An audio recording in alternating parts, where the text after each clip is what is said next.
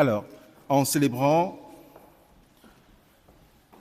aujourd'hui le dimanche du Bon Pasteur, l'Église nous invite à méditer sur le thème du Bon Pasteur et à revoir chacun à son niveau comment est-ce qu'il accomplit sa tâche de bon pasteur.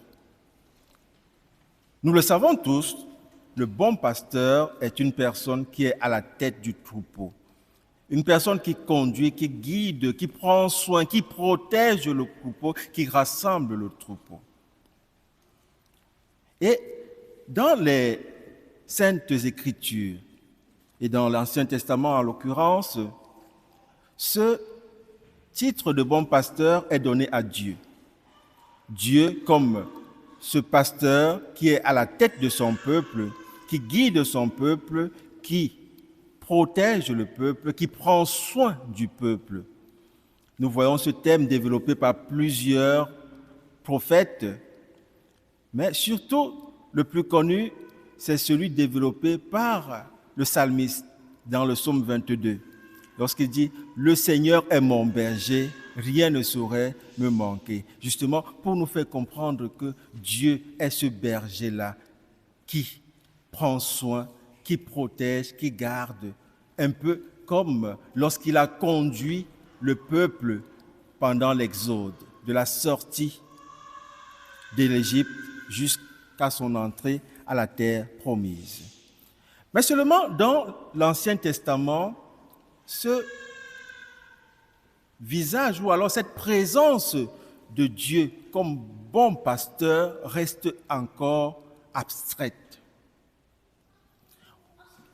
Par contre, avec le mystère de l'incarnation, avec la naissance de Jésus, Jésus qui vient naître et vivre parmi les hommes, le bon pasteur a un visage et un nom en la personne de Jésus. Et ici, nous voyons Jésus fait une différence entre le bon pasteur et le pasteur mercenaire. Il dit, moi je suis le bon pasteur, le vrai berger, qui donne sa vie pour ses brebis. Le bon pasteur est donc celui-là qui donne sa vie pour ses brebis, comme Jésus a donné sa vie pour nous. Mais il ne s'agit pas pour nous aujourd'hui, dans l'exercice de notre tâche de bon pasteur, de chercher à nous faire crucifier, cloués sur le bois de la croix, nous aussi, non. Mais il s'agit de consentir à de petits sacrifices pour les autres.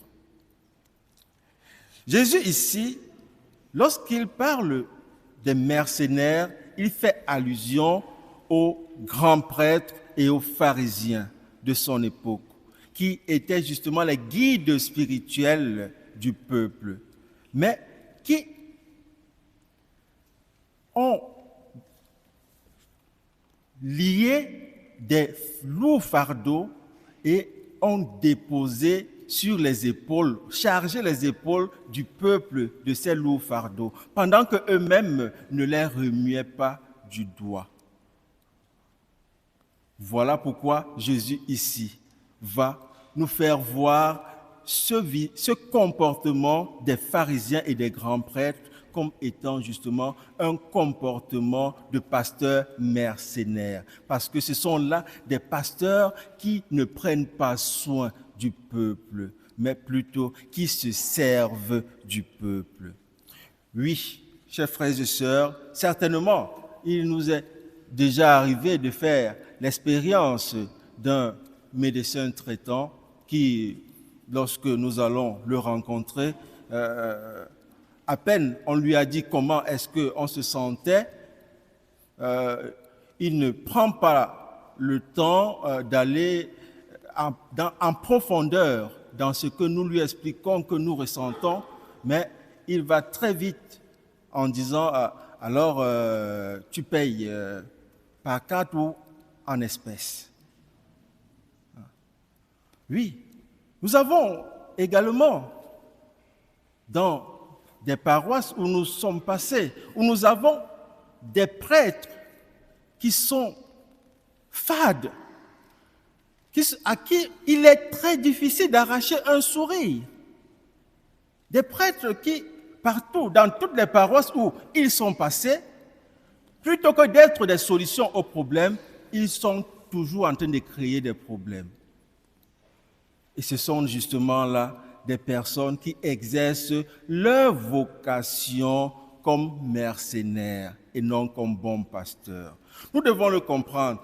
Je l'ai dit tout à l'heure dans la monition d'introduction. En faisant coïncider ces deux célébrations, le dimanche du bon pasteur et la journée mondiale de prière pour les vocations, l'Église nous invite à comprendre que c'est dans le vécu de notre vocation que nous accomplissons notre tâche de bon pasteur.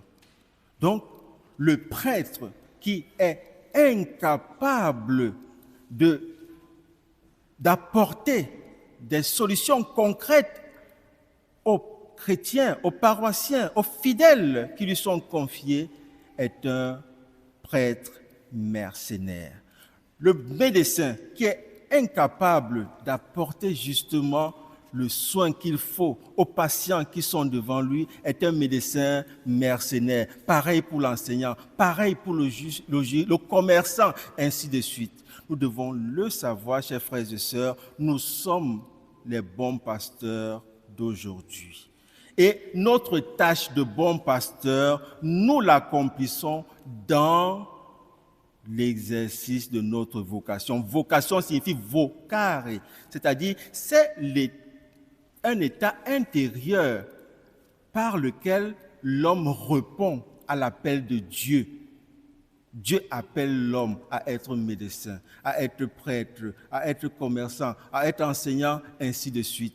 Et c'est dans cet exercice, dans ce vécu de sa vocation qu'il doit être un bon pasteur. Nous sommes les bons pasteurs d'aujourd'hui. Le bon pasteur est également l'époux pour son épouse, le parent pour son enfant.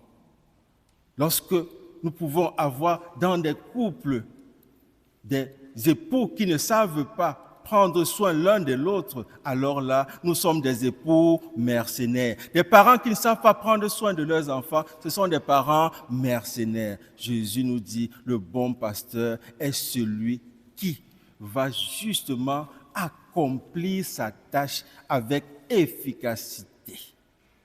Oui, comme époux, nous devons prendre soin de notre épouse et vice-versa. Comme parents, prendre soin des parents. Même parmi les enfants, le cadet est l'aîné est le bon pasteur pour ses cadets. Chacun à son niveau.